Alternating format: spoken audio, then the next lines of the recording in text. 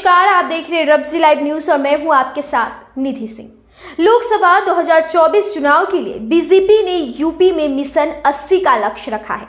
2014 और 2019 की तरह इस बार भी बीजेपी को उम्मीद है कि यूपी के सहारे वह दिल्ली की कुर्सी पर काबिज होगी। इस लक्ष्य को हासिल करने के लिए बीजेपी पूरी तरीके से जोर आजमाई में जुटी हुई है, यानी कि बीजेपी लगातार मिशन 80 के लिए अपने सांसदों पर इंटरनल सर्वे करा रही है। इस बार बीजेपी ने लगभग 3 महीने पहले ही इंटरनेशनल शुरू करवा दिया था, यानी कि उन्होंने अपना सर्वे शुरू करवा दिए थे। पार्टी सूत्रों की माने तो अब तक 2 इंटरनेशनल किए जा चुके हैं और इस सर्वे की रिपोर्ट 3 बातों के आधार पर बनाई गई है। सबसे पहला, सांसद की उम्र। दूसरा, सांसदों की उनकी सदस्यीय क्षेत्र का परफॉर्मेंस। और तीसरा, सांसदों की उनके लोकसभा क्षेत्र में उनकी लोकप्रियता। मिली जानकारी के मुताबिक उम्र के चलते कई सांसदों के टिकट इस बार कटते हुए नजर आ रहे हैं, जिसमें रीता बहुगुणा, जोशी सत्यदेव पचौरी और संतोष गंगवार, हेमा मालिनी, वीके सिंह, अक्षय वरलाल गोंड, राजेंद्र अग्रवाल के नाम भी इस लिस्ट में शामिल हैं।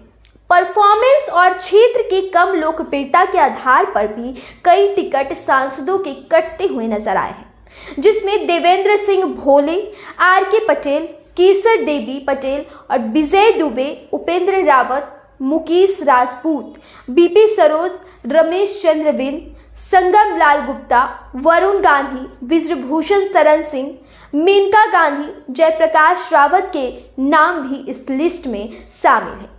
बात करें 2019 की, तो 2019 में बीजेपी ने अपने लगभग 1 दर्जन सांसदों के कटे थे टिकट, और टिकट चुनाव में टिकट बदलने की बीजेपी में पुरानी परंपरा रही है। साल 2019 में जब लोकसभा के चुनाव में यूपी में हुए तो लगभग 1 दर्जन सांसदों के टिकट बीजेपी ने काट दिए थे। वहीं अगर 2022 के विधानसभा चुनाव की बात करें तो उस वक्त बीजेपी ने लगभग 80 से ज्यादा विधायक को टिकट काट दिए थे और कुछ टिकट बदले भी गए थे बीजेपी ने। और बीजेपी के लिए कहा जाता है कि चुनाव में कोई भी हो, उनका केवल एक ही फॉर्मूला रहता है और वह फॉर्मूला जीत का। इसके लिए भाजपा अपने वर्तमान जनप्रतिनिधियों के टिकट काटने में कोई गुरेज नहीं करती। दूसरे दलों से आए लोगों को टिकट देने में भी कोई वह देरी नहीं करते। तो फिलहाल ये रिपोर्ट यहीं तक थी। ऐसी खबरें जानने के लिए मेरे चैनल के साथ बने रहे और अब दीजिए मुझे इजाजत। धन्यवाद।